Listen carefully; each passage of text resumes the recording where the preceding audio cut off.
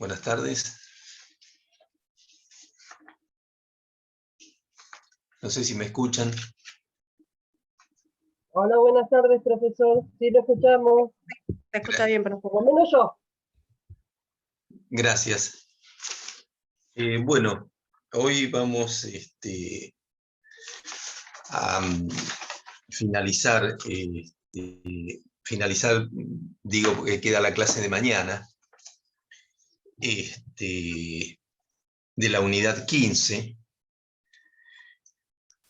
Vendría, o sea, hemos dividido esta unidad en dos partes. Yo doy comienzo a todo lo que es el primer gobierno de Rosas, el Pacto Federal del 4 de enero de 1831, correspondencia de Rosas y su concepto federal. O sea, esa sería la primera parte. Bien. Y después, ustedes van a tener mañana la segunda parte, que tiene que ver con los interinatos provinciales de Balcarce, Viamonte y Massa, segundo gobierno de Rosas, ley de aduanas, generación del 37. Es decir, que como es tan extenso, lo dividimos en dos clases. Y esto daría fin a toda la primera parte, o sea, todo lo que va a abarcar el primer parcial, ¿verdad? Incluido, por supuesto, por eso se postergó el parcial a los fines de que entrara esta unidad. Si no, parecía que nos quedábamos con la primera parte muy acotada, ¿no? Bien. Ustedes, entonces, ya han tenido todas las clases anteriores con todos los temas, interpreto, y en el proceso de las instituciones que dieron el inicio, por alguna manera de decirlo, hacia la Constitución 53-60, como se la conoce, y la importancia que va a tener los dos gobiernos de Rosas, porque aquí empiezan, digamos, a aparecer una serie de inconvenientes que tienen que ver con lo institucional. Es decir, Rosas caudillo, Rosas va a asumir sus mandatos, pero siempre bajo condiciones que él impone. Entonces, esto no es fácil institucionalmente para manejarlo, ¿verdad? Es decir, que primero ustedes se tienen que preguntar por qué llega Rosas al poder, para entender un poco por qué pide él las facultades extraordinarias en un primer momento y la suma del poder público en un segundo momento. O sea, por qué él pretende esas cuestiones y habiendo en el medio, ¿sí?, de sus dos gobiernos, el Pacto Federal del 4 de enero de 1831, pacto incumplido por Rosas, por lo menos en cuanto a la esencia que ya vamos a ver después del Pacto Federal del 4 de enero, básicamente de dos artículos que a nosotros nos interesan mucho. Es decir,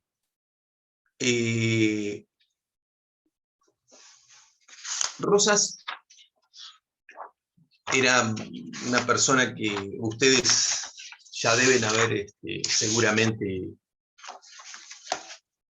deben tener alguna historia de él leída, o por lo menos conocen su historia, y llega por el pedido prácticamente de toda la provincia de Buenos Aires. O sea, no es solo el populacho como comúnmente se creyó, sino que también los comerciantes, también cierta parte de la élite porteña también pretende que llegara Rosas, porque aparentemente él venía a poner un manto de tranquilidad, si ustedes quieren, institucional, pese a su formación, pese a su formación de caudillo.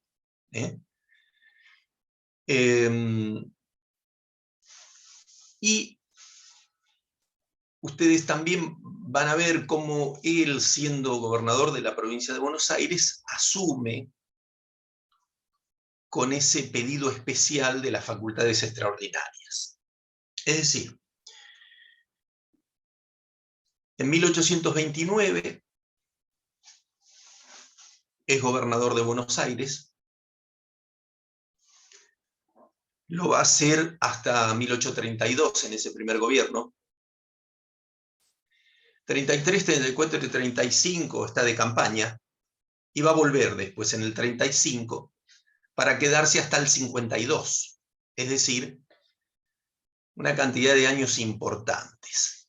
Él decía que mientras no hubiese tranquilidad, paz en el territorio, era muy difícil poder juntarnos en un congreso para dictar una constitución. Eso era su argumento. Pero todos sabemos que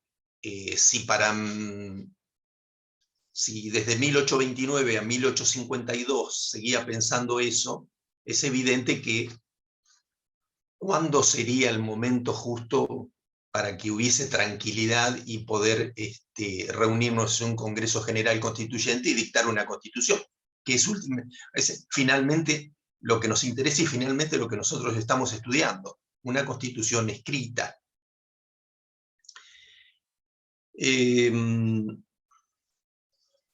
Bien, no vamos a explayarnos en los pormenores de cómo llega al poder. Nos interesa básicamente si estas facultades extraordinarias que él pide se ajustan a derecho, porque en última instancia es eso lo que nosotros estamos estudiando, es la historia del derecho.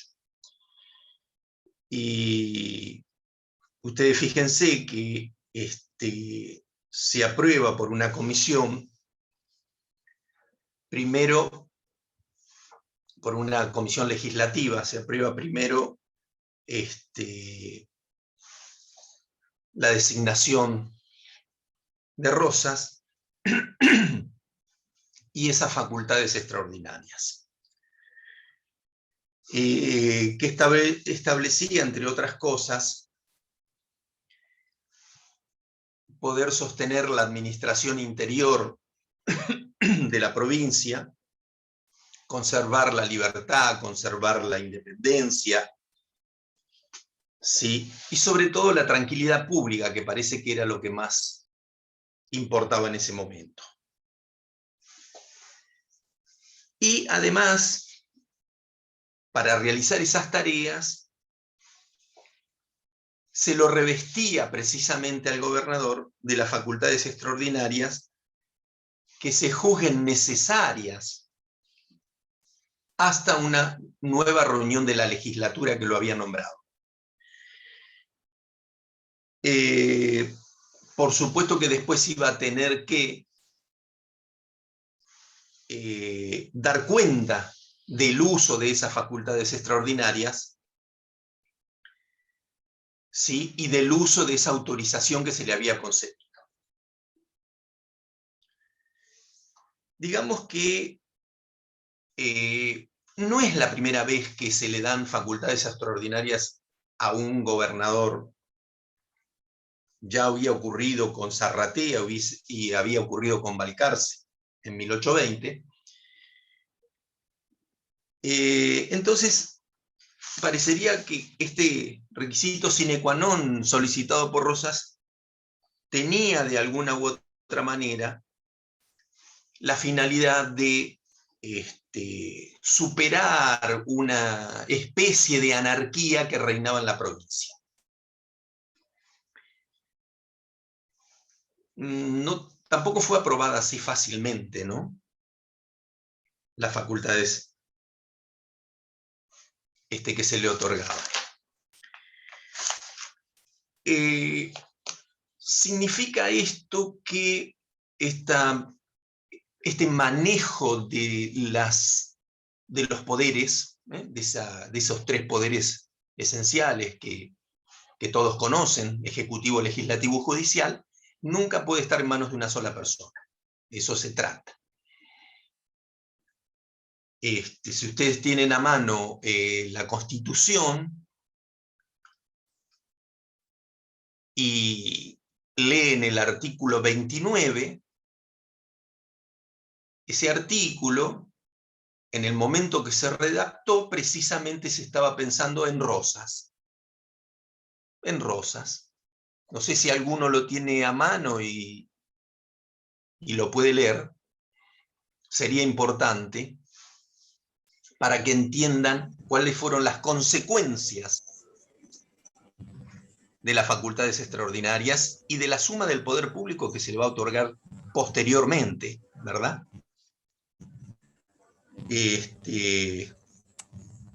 ¿Hay alguien que la tenga a mano? No. Hola, profe. Hola. ¿Cómo anda? ¿Todo bien? Bien, todo bien.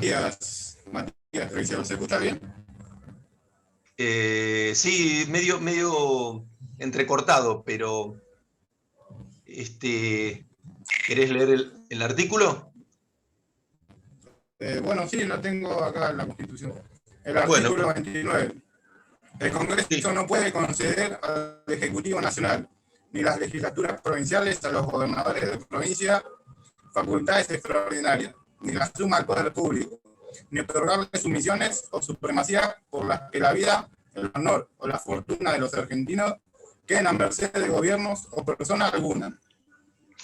Actos de esta naturaleza llevan consigo una nulidad insanable y sujetarán a los que lo formulen, consientan o afirmen a la responsabilidad y pena de los infames traidores de la patria. Gracias. Bueno, fíjense ustedes, gracias. Fíjense a qué punto se llega, ¿no? Un artículo que está, infames traidores a la patria, a quienes traten de tener estas facultades que en un inicio tienen que ver con tener el dominio del poder ejecutivo y el poder judicial, pero después dice suma del poder público, con lo cual estamos hablando de los tres poderes bajo una sola persona. Entonces el artículo 29, que es a posteriori, por supuesto, porque es de 1853, fíjense a infames traidores a la patria, a quienes detenten las facultades o la suma del poder público. Es decir, a ese grado se llegaba si nosotros dejábamos que las instituciones fueran manejadas por una sola persona, o en todo caso por el Poder Ejecutivo, solamente el Poder Ejecutivo. Y eso era lo que no se podía hacer. Ante eso, y algunas cuestiones más, se va a levantar sin demora la Liga Unitaria del Interior. El general José María Paz, que regresó a Buenos Aires, y luego de unas idas y venidas, empieza a pensar en cómo oponer una fuerza. Fíjense que dije Liga Unitaria del Interior, Liga Unitaria del interior. Es decir, una liga unitaria que tenía un pacto que comienza en 1830 y finalmente se firma un tratado el 31 de agosto de 1830, precisamente con los agentes diplomáticos de 9 provincias argentinas, aliadas y reunidas en la ciudad de Córdoba. Es decir, algo así como establecer una oposición fuerte en el interior contra el poder sin restricciones que había asumido Rosas. Entonces se va a establecer en esta liga un supremo poder militar, provisorio siempre de estas provincias firmantes, y estas provincias van a tener distintas posturas de enfrentamiento, pero unidas en esta liga. Se va a designar precisamente al general José María Paz para ejercer el supremo poder militar provisorio, y hasta que se instale una autoridad nacional, él va a asumir las funciones. Es decir, acá tienen que tener en cuenta ustedes que es, por un lado, la nación y por el otro lado, la fuerza de las provincias. El cargo de Rosas es gobernador de la provincia de Buenos Aires. Todavía no está detentando ningún poder a nivel nacional, porque todavía no estamos constituidos. No tenemos una constitución que nos une y nos hace una nación en ese sentido. Es decir, que todavía están teniendo mucha fuerza los gobernadores de cada una de las provincias, y entonces ustedes consideren que hasta 1853, donde sí nos constituimos, y donde Buenos Aires no ingresa en esa primera, por eso ustedes van a conocer Constitución 1853-60, por eso se la conoce así, porque en el 53 Buenos Aires no entra, ¿sí? No entra a esa constitución porque, bueno, por distintas cuestiones que vamos a ver más adelante con otras unidades. Y entonces, digamos, esta liga unitaria es de alguna manera defensiva, ofensiva. Es una liga que, como lo dicen sus artículos, pretende tener una fuerza de choque, por decirlo con una palabra no de esa época, contra las fuerzas de Rosas. Son 9 provincias, nada más ni nada menos que 9 provincias.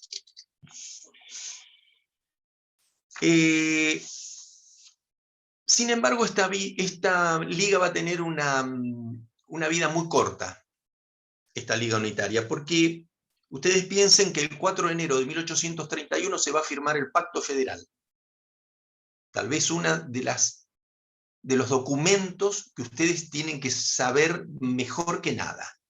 Ese es el documento que tiene que ver con los antecedentes de la Constitución. A ver, ¿alguien puede leer el preámbulo de nuestra Constitución?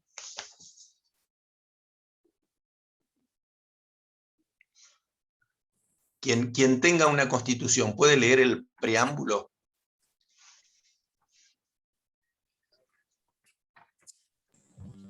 Cualquiera, ¿eh?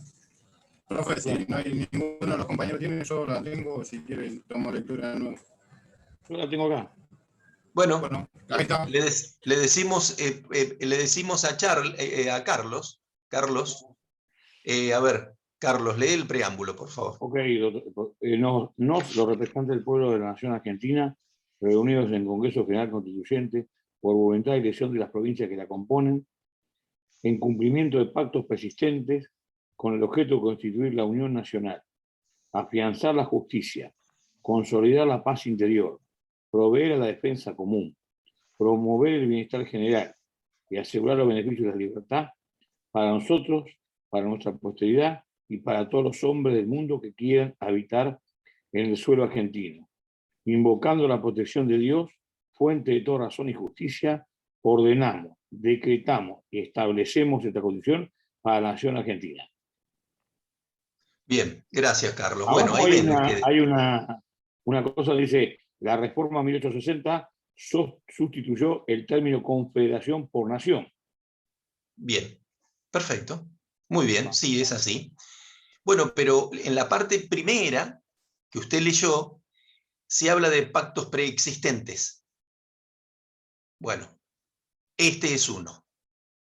El Pacto Federal del 4 de enero de 1831 es el principal. No solo es uno, es el principal. Porque también puede haber pactos antecedentes, que son todos los otros, pero este pacto preexistente a la nación, ¿verdad? Y se llega, a ver, comprendamos que siempre que hay una crisis y siempre que hay pensamientos, ideales y posturas contrarias que nos llevan a una posible batalla o a un posible choque de fuerzas, esto se tiene que solucionar con un pacto. El mundo ha funcionado así. Hay un pacto que hay que hacer para no llegar a derramar sangre de los hermanos. Entonces, este pacto del 4 de 1831 está tratando de evitar ese encontronazo entre unitarios y federales. ¿Sí? Que, por supuesto, cuando hablamos del federales hablamos del litoral. Estamos hablando de Buenos Aires, Corrientes, Entre Ríos, por supuesto, y Santa Fe. Entonces, en oposición a esa liga unitaria, ya se llamaba así, se llamaba Liga Unitaria. Y todos los del litoral representaban al pensamiento federal.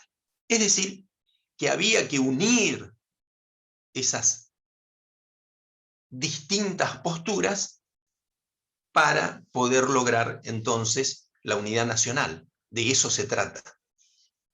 Bien, este documento federal de 17 artículos, que tiene una introducción también, y proclama, como lo hacen todos los pactos de la época, la libertad de los pueblos, pero básicamente en este caso, bajo la forma de un gobierno federal. Ojo con esto. ¿Sí?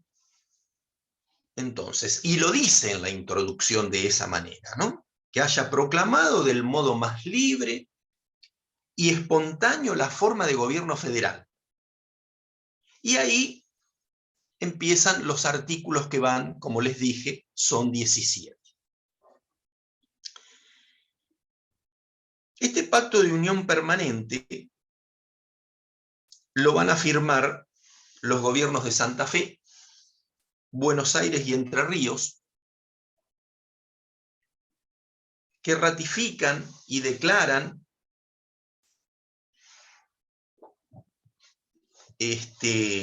su vigor y fuerza de los tratados anteriores celebrados entre estos mismos gobiernos,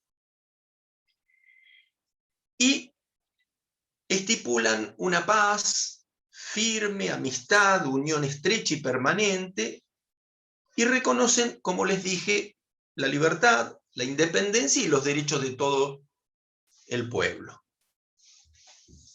¿Sí? Es decir, es importante porque no existe duda que este pacto tiene la fuente en el Pacto Confederado de los Estados Unidos de América. ¿Bien? Pero insistimos en este sistema federal que se introduce en la primera parte, la independencia y la soberanía, ¿sí? Que significa esencialmente estas fuerzas. Ahora, es un pacto a la Argentina, es un pacto que, si bien estamos copiando un modelo anterior, es un pacto hecho para nuestra realidad. Este pacto, que por supuesto no firma la Liga Unitaria, precisamente porque es lo opuesto a lo que ellos pensaban, es un pacto de alianza defensiva y ofensiva. De alianza defensiva y ofensiva. ¿Sí?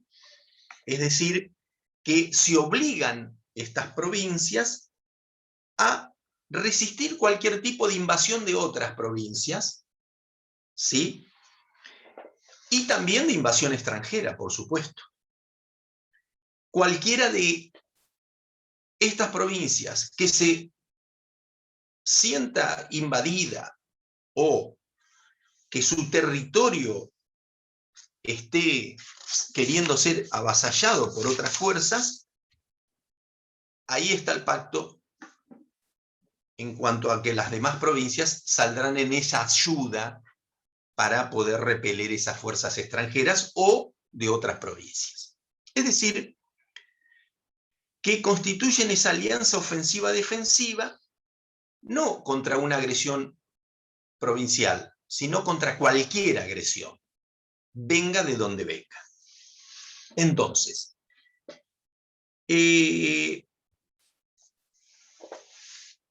¿por qué nos interesa este pacto? ¿Solo porque es un pacto ofensivo, defensivo en contra y es un pacto solamente militar? No, no, no, no, no.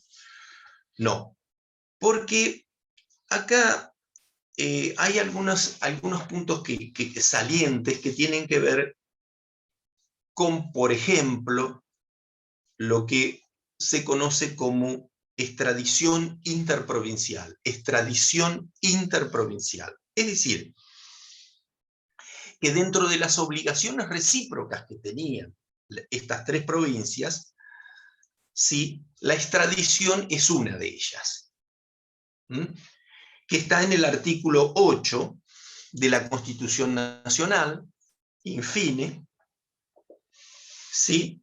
Es decir, que si una persona ha cometido un delito en una provincia donde debe ser juzgado y escapa a otra provincia cualquiera, ésta tiene la obligación de entregar al presunto culpable o al condenado. Es lo que se llama extradición, ¿sí? Bien, eso está en el artículo 8 de la Constitución Nacional. Después hay otro punto importante, que es la recíproca libertad de tránsito. Son dos de los artículos que se refieren a ello y que son antecedentes de nuestra Constitución, de nuestro artículo 8, 12 y también del 9 y del 10. Es decir, que los habitantes de las tres provincias litorales gozan, ¿sí?, de la seguridad de entrar y transitar libremente con sus buques, con sus cargas, en todos los puertos, en todos los ríos, en todos los territorios de cada una, y pudiendo ejercer su industria con la misma libertad, justicia y protección que los naturales de las provincias en que residan. Es decir, acá tenemos la libertad de tránsito. Por eso, muchas veces, cuando decimos, ¿y tenemos libertad de tránsito o no tenemos libertad de tránsito en la actualidad? Porque a veces tenemos que pasar a otra provincia y nos cobran, por ejemplo, un peaje, entonces no hay tanta libertad de tránsito. Es decir que de cualquier manera uno debería, con este tema de la pandemia, hay ejemplos de provincias que directamente no te dejan entrar. Entonces, ¿dónde está este derecho constitucional a la libertad de tránsito? Que por supuesto ya es constitucional. Yo estoy hablando de que aparece en el pacto del 4 de enero de 1831, como antecedente, pero nuestra Constitución ya lo tiene, por supuesto, resuelto. Sin embargo, parece que hay provincias que hacen oídos sordos a estos artículos, entonces no hay tan libre tránsito como debería ser, ¿no? Ya que estamos hablando de derechos. Bien.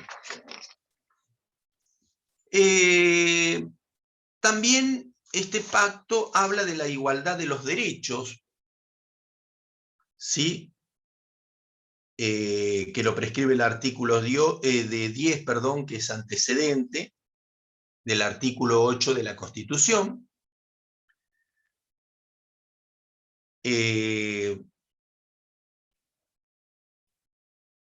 O sea, la igualdad de derechos es cuando, por ejemplo, ustedes saben que de una provincia, yo tengo en una provincia, y se me concede en una provincia derecho, gracia, privilegio, exención a cualquier persona y propiedad naturales de ellas o de cualquier otra provincia. Después tenemos la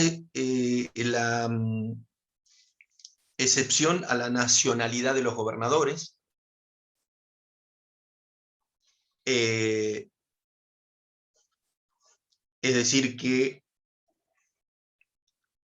todos deben gozar de esa nacionalidad para poder detentar algún cargo de primera magistratura. Entonces, así también sus hijos respectivamente. En cuanto... Acá empieza a aparecer el hecho de invitar a las demás provincias en el artículo 12. Dice que cualquier provincia de la República que quiera entrar a esta liga, que liga también, pero del litoral, de estas tres provincias, será admitida. Eso es como una invitación, ¿no? Será admitida, con arreglo, por supuesto, a lo que establece este pacto, ¿sí? Y, por supuesto, con arreglo a una invitación que va a ser luego tratada por las provincias que están en el pacto, ¿no? Porque hay que ver con qué condiciones quieren entrar otras provincias. Pero con el consentimiento de las tres que firmaron, no habría ningún inconveniente. Bueno. Y acá vienen los artículos que sí realmente a nosotros nos dan un peso importante para esta materia, que tienen que ver el 15, el 16 con sus incisos.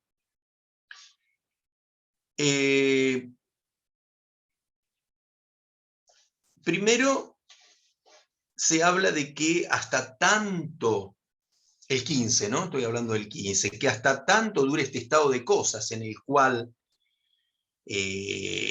no se establece todavía la paz entre las provincias porque están desunidos de la República, va a residir en la capital de Santa Fe una comisión compuesta por un diputado de cada una de estas 3 provincias, ¿sí? Y esa comisión representativa de los gobiernos litorales, ¿sí? Son diputados que podrán ser removidos, etcétera, etcétera, pero que van a funcionar, ¿sí? De acuerdo al arbitrio de sus respectivos gobiernos.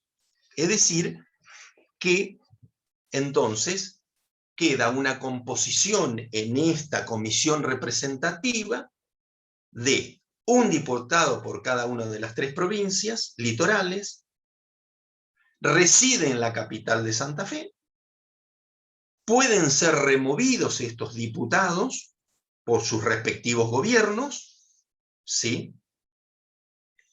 Y es en última instancia quien va a hacer, por eso es la comisión representativa, quien va a emitir ciertos documentos,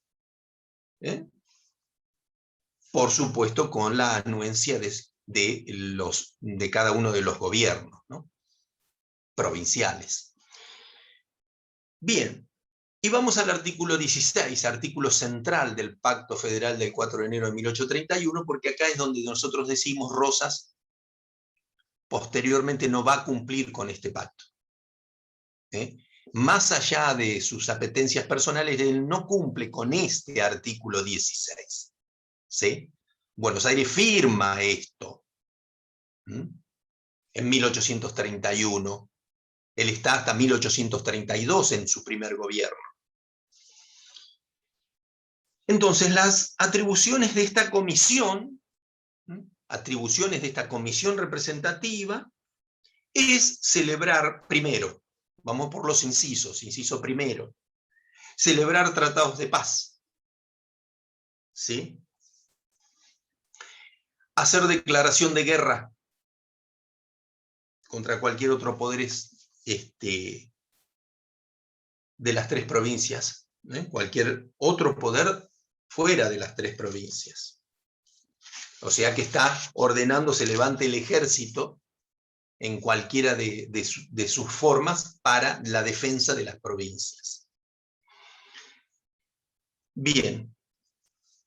Y el inciso 5, este es el que no cumple Rosas, porque dice invitar a todas las demás provincias de la República,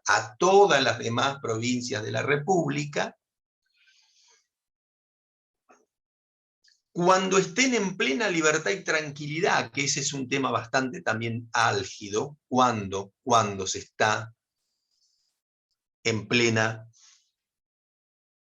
libertad y tranquilidad, a reunirse en un Congreso General Federativo,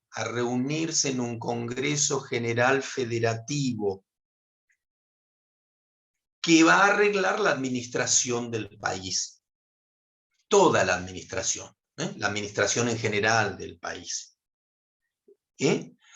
bajo el sistema federal. Acá está la clave, bajo el sistema federal, ¿sí? No está diciendo bajo el sistema de unidad, bajo el sistema federal. Bien.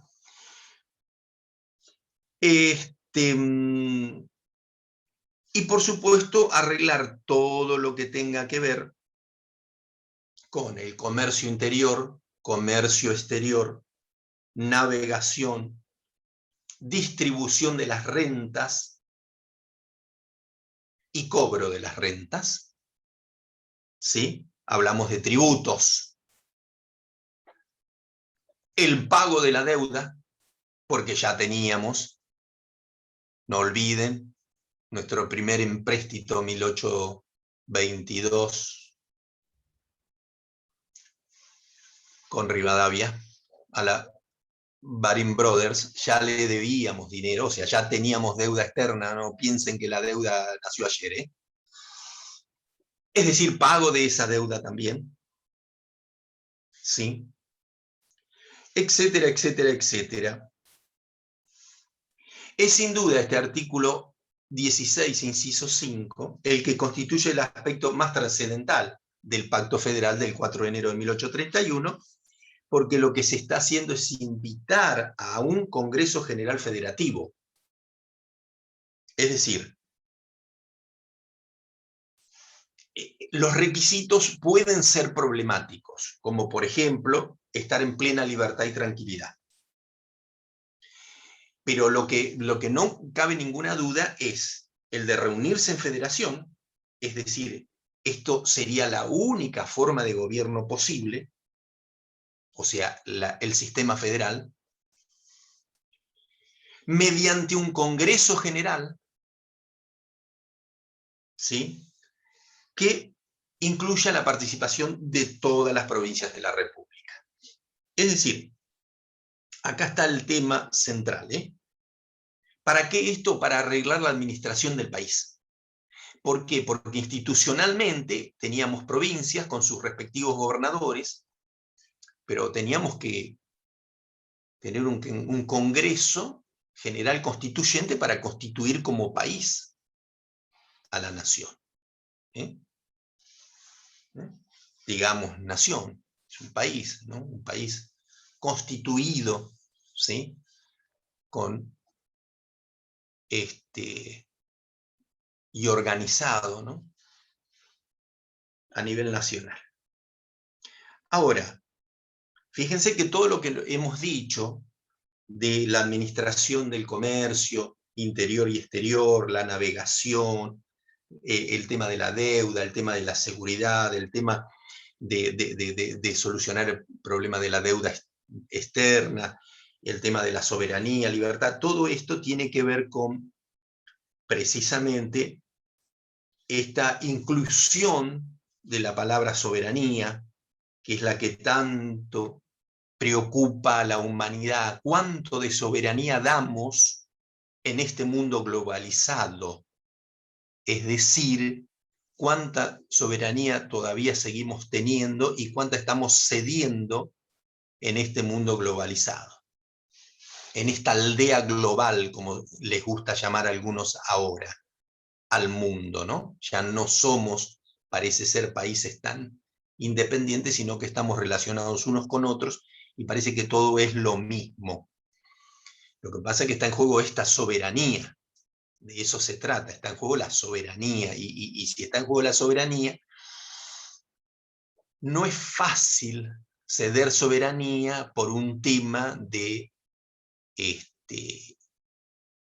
estar unido a todos los demás países. Fíjense lo que le pasa a los ingleses respecto a la Unión Europea, ¿eh?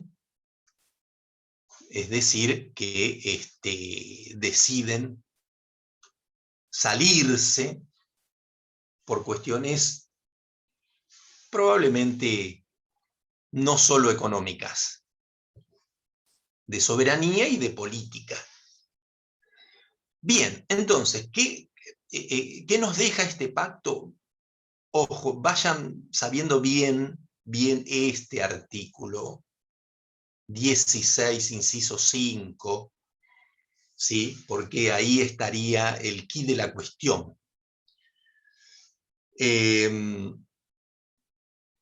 Si no se lograba esto, no había Constitución. Y esto es lo que adujo Juan Manuel de Rosas hasta 1852. Que lo que no había era lo que habíamos dicho, plena libertad y tranquilidad. Entonces, si no había plena libertad y tranquilidad, difícilmente pudiéramos reunirnos en un Congreso General Constituyente para dictar una Constitución.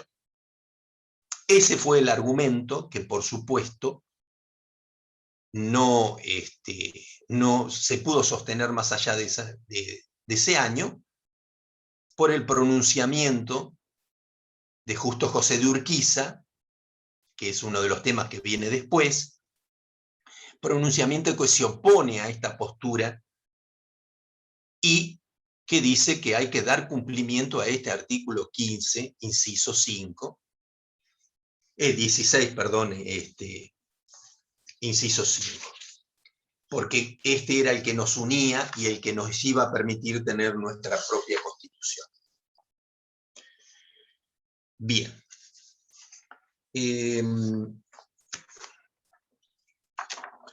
Creo que hasta acá se entiende, ¿verdad? Si hay alguien que no podría decirlo, y si no, que calle. Bueno, que calle para siempre. Entonces, dijimos el tema de las facultades extraordinarias. Todavía no hablamos de la suma del poder público porque eso es a posterior, en el segundo gobierno.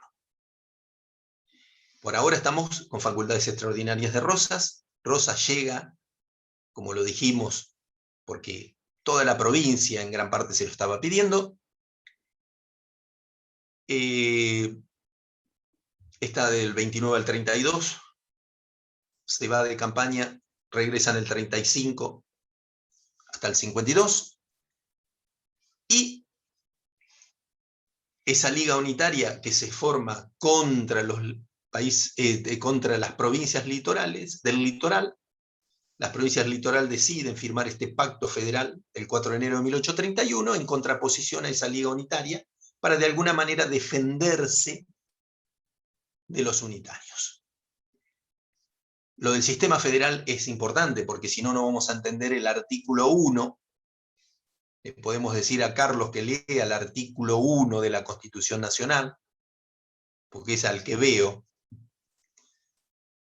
Los otros no los veo, algunos sí, a Laura, algunos, a Matías, a Yelén, a Ailén, Liz, bueno, algunos veo, Carla, al resto veo fotitos. Bien, a ver qué dice el artículo 1. Artículo 1, forma de gobierno.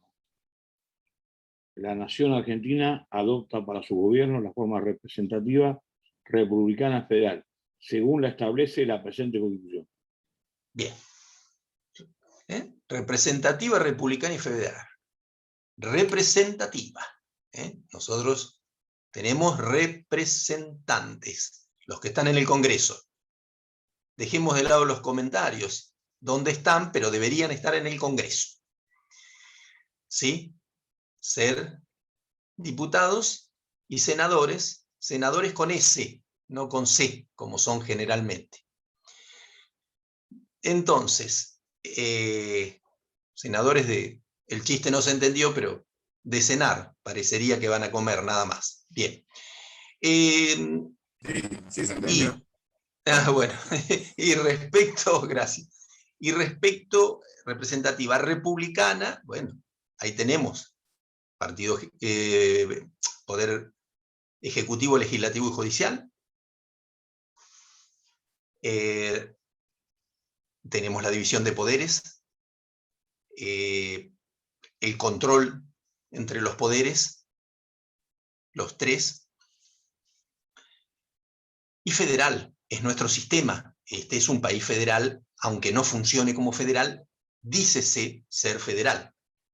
Es decir, la nación, las provincias, por otro lado, los municipios, como también está en la Constitución, y bueno, el sistema es federal,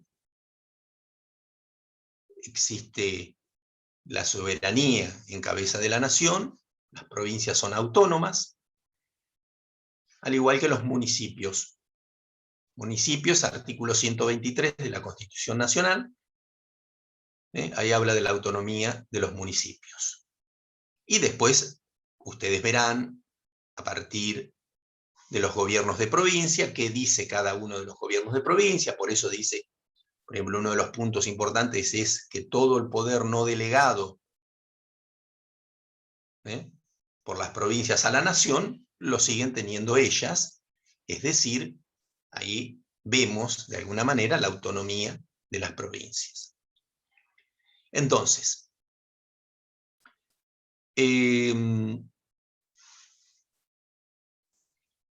se discute de alguna manera, por eso ustedes tienen este punto aquí, que dice correspondencia de Rosas y su concepto federal, ¿verdad? ¿Era realmente Rosas federal o no lo era? Hay unas cartas entre Rosas y Quiroga, de Rosas a Quiroga, el caudillo Quiroga, donde parece ser que en estas cartas, precisamente, él, estoy hablando de Rosas, habla de su pensamiento a favor de el sistema federal. Precisamente habla del tratado del 4 de enero de 1831 en esas cartas, ¿sí? De este tratado que hemos hablado, y deja sentada su vocación de federalista, ¿sí? Y de que los pueblos deben ejercer a través de sus representantes el gobierno bajo un sistema federal. O sea que en esas cartas que él le manda a Quiroga, habla de llamar a un congreso, este congreso que estipula el pacto,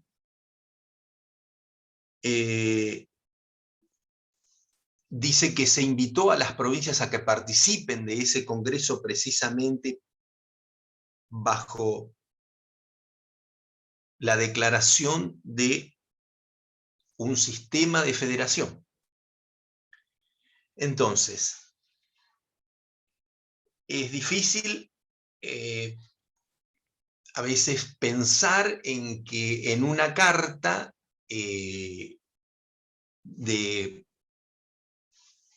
hecha en determinados momentos, esté todo el pensamiento de Rosas en cuanto a sostener el sistema federal. Porque uno va a los hechos. Entonces, si él no encontraba entre 1835 y 1852, no encontraba la manera de instalar ese congreso, entonces nos quedan grandes dudas si lo dicho en una correspondencia, que él adhería a ese sistema federal y que por eso estaba el pacto federal, es suficiente para sostener que estaba a favor del sistema federal. Pero el hecho está que esas cartas existen, esas cartas están, y incluso con López también, con el caudillo. Es decir, nos queda la duda de si realmente esto alcanzaría para sostener que él defendía el sistema federal. Hay una carta que se la conoce con el nombre de la Carta de la Hacienda de Figueroa, del 20 de diciembre de 1834, que es de Rosas a Quiroga, donde él precisamente habla y afirma esta vocación que tiene de federal. Y que, bueno, una carta muy extensa, pero que lo concluyente es eso, ¿no? Que él sostiene que cuando el país se encuentre realmente en esa paz y en esa tranquilidad que necesita, debe reunirse el Congreso para dictarse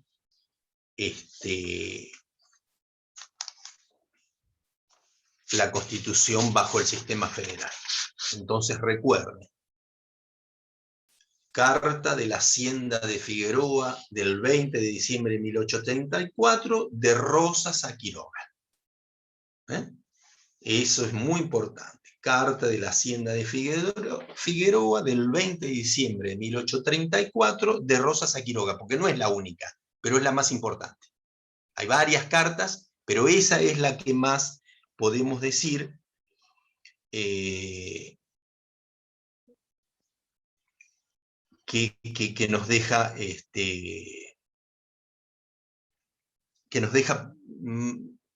con más firmeza su pensamiento federal, ¿sí?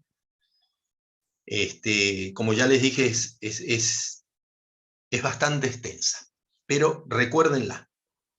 Él no estaba, en 1834, no, recuerden que él no era gobernador, era 1829 al 32, en el 34 estaba Manuel Vicente Massa, el gobernador, ¿sí? Pero es importante lo que él le expresa ahí, y tendríamos que, bueno, si las clases fueran presenciales, podríamos leer, etcétera, etcétera, pero bueno, no es, lo importante es que a ustedes les quede claro que él lo reflejó, porque precisamente el punto dice correspondencia de Rosas y su concepto federal, y él ahí expresa su concepto y qué piensa él por lo federal, ¿sí? Y esa vocación que él tiene.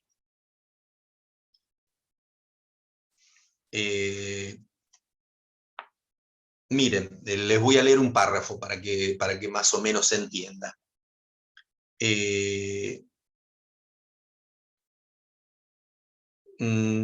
Entender que le dice a Quiroga, aprovecharé la oportunidad para hacerle entender que todos los pueblos de su tránsito, que el Congreso es de desearse que cuanto más antes pueda celebrarse, pero que al presente es en vano clamar por Congreso y por Constitución bajo el sistema federal, mientras cada Estado no se arregle interiormente y no dé bajo un orden estable y permanente pruebas prácticas y positivas de su actitud para formar federación con los demás.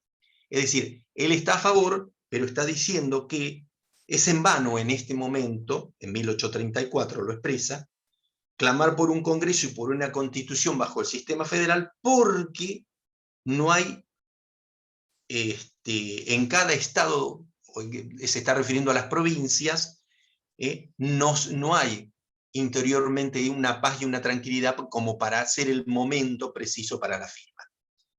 Entonces recuerden que él está a favor de ese sistema, lo expresa en esta carta de la Hacienda de Figueroa del 20 de diciembre de 1834, que Rosas envía a Quiroga.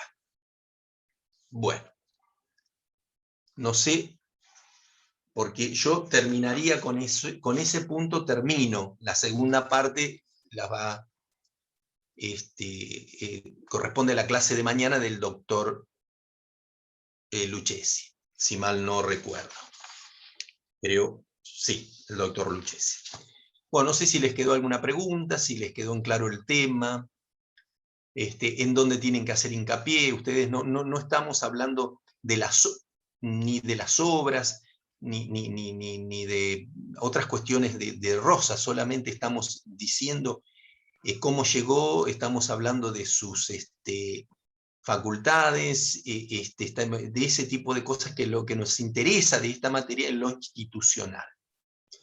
Sin embargo, ustedes en la clase de mañana seguramente van a ver la Ley de Aduanas de 1835, porque creo que en el punto está, sí, está la Ley de Aduanas 1835, eso sí es concreto, una decisión fuerte del gobierno de Rosas, es muy importante esa Ley de Aduanas de 1835, que la van a ver mañana, porque ahí sí se está decidiendo una cuestión clave en la economía del país.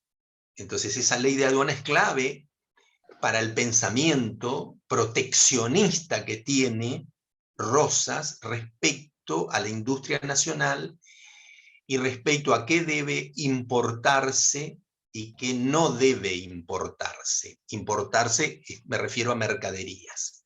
Es decir, él pone una barrera proteccionista, ¿sí?, con aranceles muy fuertes en esa ley de aduanas, precisamente porque él quiere robustecer la industria nacional. ¿Cómo cómo es más importante la industria nuestra nacional? ¿Cómo se robustece nuestra industria nacional? Palabra difícil, no sé por qué digo robustece, pero bueno, porque yo además de profesor de historia, soy profesor de finanzas y derecho tributario en esta misma facultad. Y también fui durante mucho tiempo profesor de economía. Entonces por eso saco a veces temas económicos porque me gustan. Entonces, quiero decir que esta ley de aduanas es esto, proteccionismo puro, el que a veces no hacen, mejor dicho, los países como nosotros, que somos tan dependientes de la economía y de la materia prima de los países más importantes.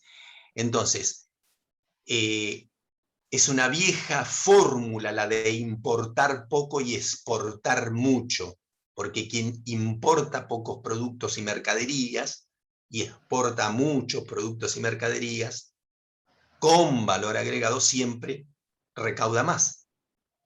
¿Sí? Entonces, esa famosa balanza comercial siempre es superavitaria, es decir, que eso es lo que estaba pretendiendo Rosas en ese momento, cuidando la industria nacional, lo poco que se producía en este país en aquel entonces, porque después tenemos otro problema nosotros, que producimos poco o producimos solo materias primas sin valor agregado.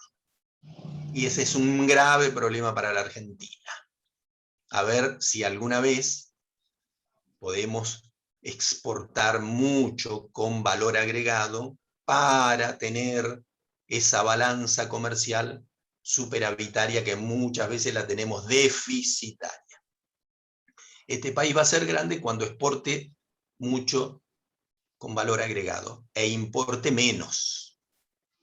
Pero por ahora estamos al revés porque producimos muy pocas cosas. Sobre todo producimos materia prima sin valor agregado. Entonces, esto es lo que Rosas va a hacer con esa ley de aduana 1835. Ténganla en cuenta porque es muy importante más allá de las preguntas del parcial, que es lo que más le preocupa. Las preguntas del parcial. ¿Cuáles serán las preguntas del parcial? Dios sabrá cuáles serán. Son tantas que van a ir al bolillero y Dios sabrá cuáles caen. Algunas caerán, otras no. Pero bueno, lo importante es que entiendan. Acá alguien me pregunta de Abigail Moreno, ¿a qué hora va a ser el parcial? Bueno, ¿no le pasaron ese dato? 18:30. Ah, 18:30. Bueno, ahí está Abigail. 18:30 Abigail Moreno. No, de nada. Gracias a Laura. Bueno, nada, entonces, con esto, ¿qué quiero decir? Quiero decir que, entonces, digo yo, ustedes cuando empezaron eran muchos más, me parece a mí, ¿no? Porque no sé por qué tengo la sensación que en la primera clase éramos más. Bueno, puede ser que me haya No, es que algunos están estudiando para un parcial de mañana de Derecho Político, así que perfecto. Prioridades. Sí, por supuesto, por supuesto. Gracias, Pedro. No, ¿Pedro fue? Sí, Pedro. Sí, Pedro. Pedro. Bueno, hasta aquí hemos llegado. Yo no sé si ustedes tienen alguna preguntita o quieren, pero básicamente eso es lo que más me importa de esta parte. Ustedes tengan en cuenta que cada profesor va a crear las preguntas de acuerdo a lo que dio. Entonces, piensen que yo voy a dar mis preguntas respecto a estos temas de acuerdo a lo que di hoy. Profe, Sí. yo quería hacer una consulta con respecto a la modalidad del parcial. Sí. ¿Van a hacer preguntas de desarrollo? Entiendo que no, pero hay alguien que estaba encargado de dar las directivas.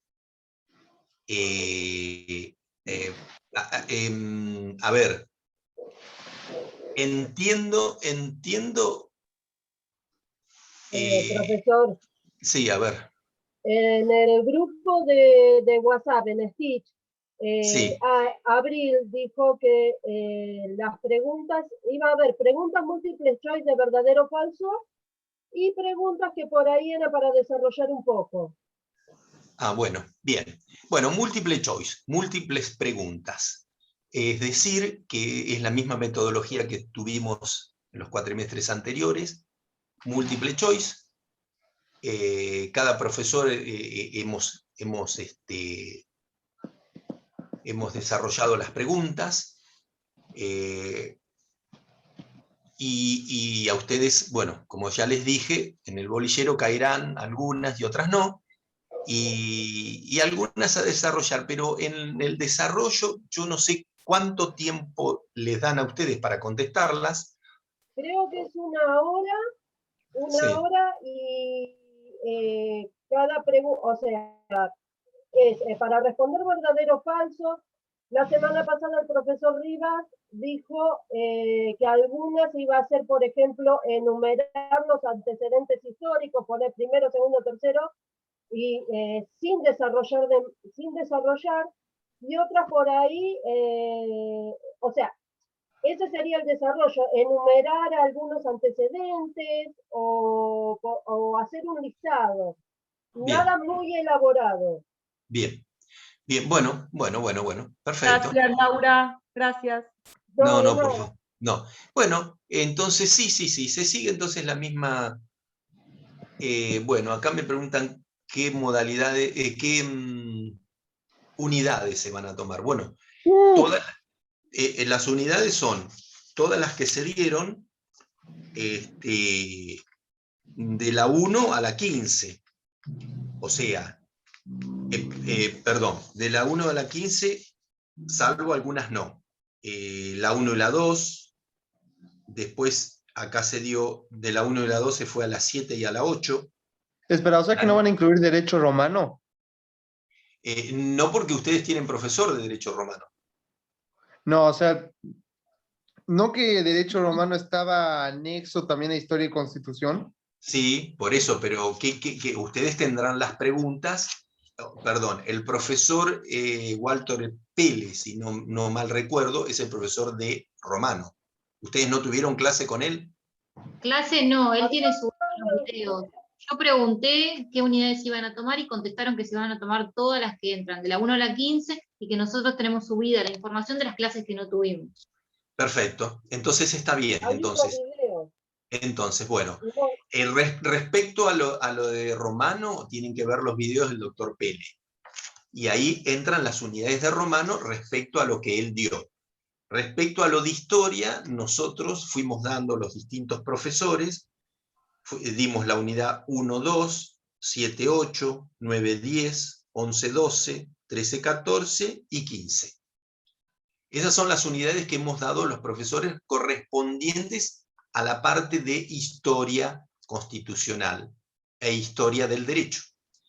La parte de Romano tienen que ir al campus virtual y ver cuáles son las clases del doctor Walter Pele, que él ha subido videos porque él no da clases virtuales.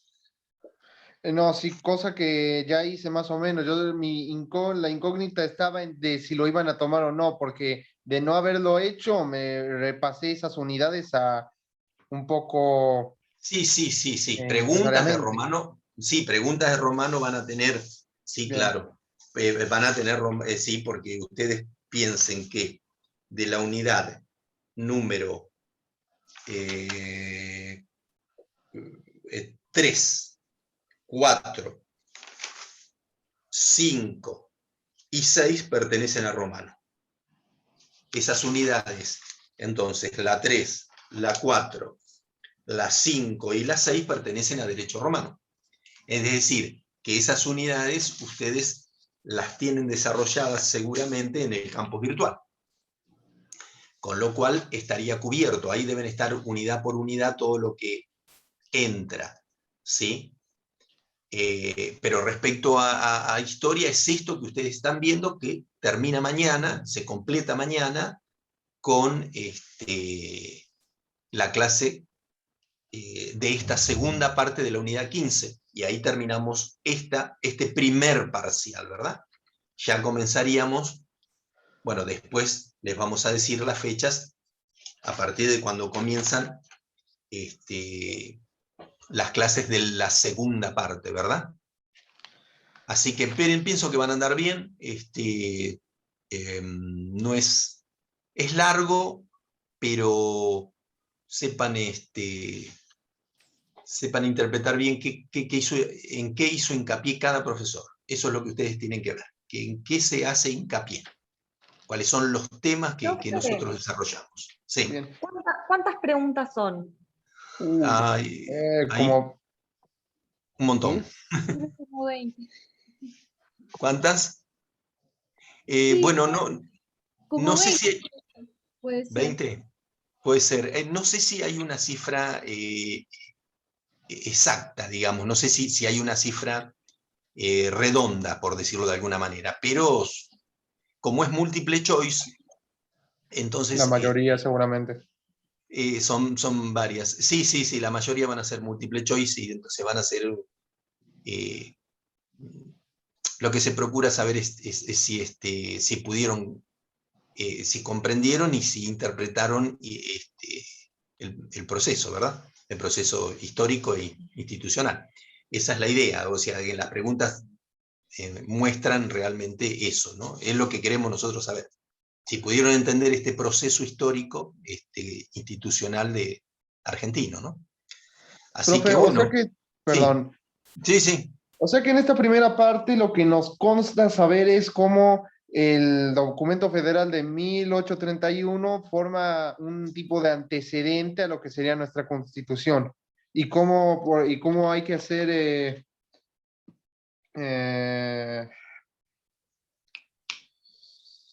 atención al artículo 15 y 16 de esta misma, ¿no?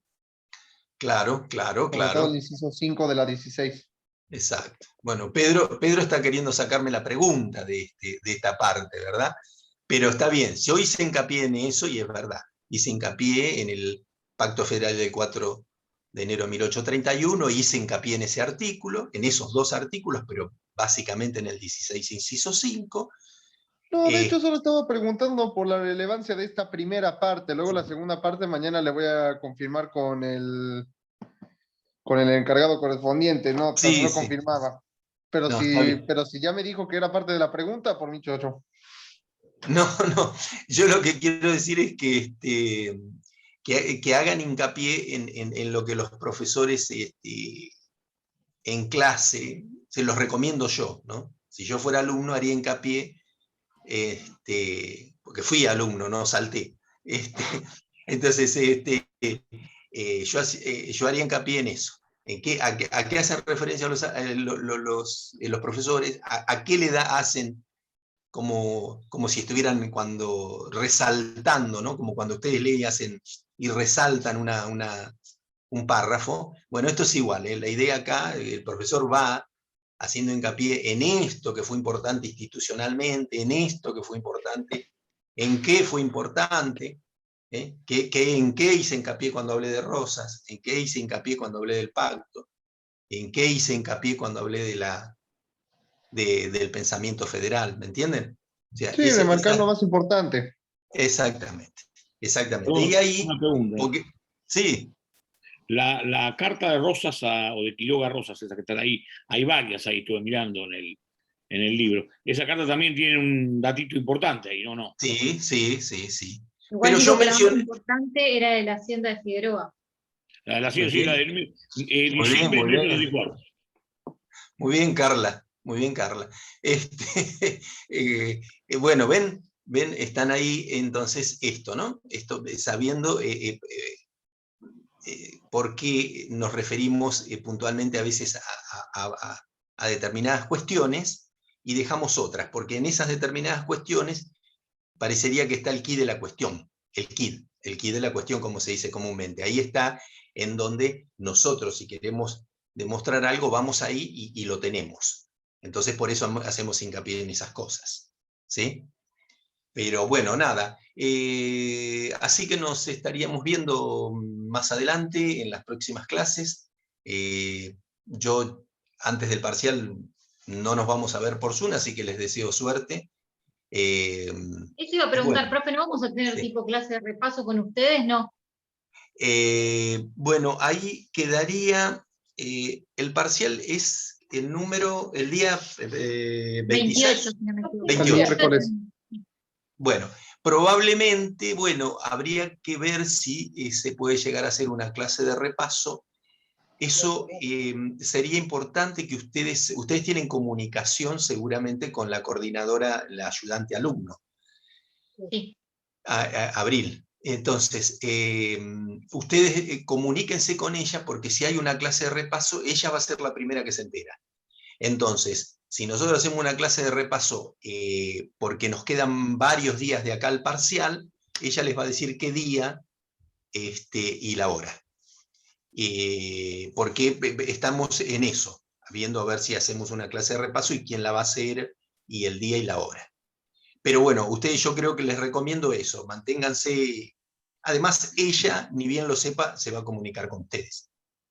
Y les va a comunicar en el campus virtual si hay una clase de repaso, ¿verdad? Bueno, suerte. Espero que les Gracias, vaya bien. profe. No, Buenas noches. Gracias. no, por favor, al contrario, Gracias. hasta luego. Hasta la próxima. Chao. Chao, chicos. Chao. Chao. Hasta luego. Chao.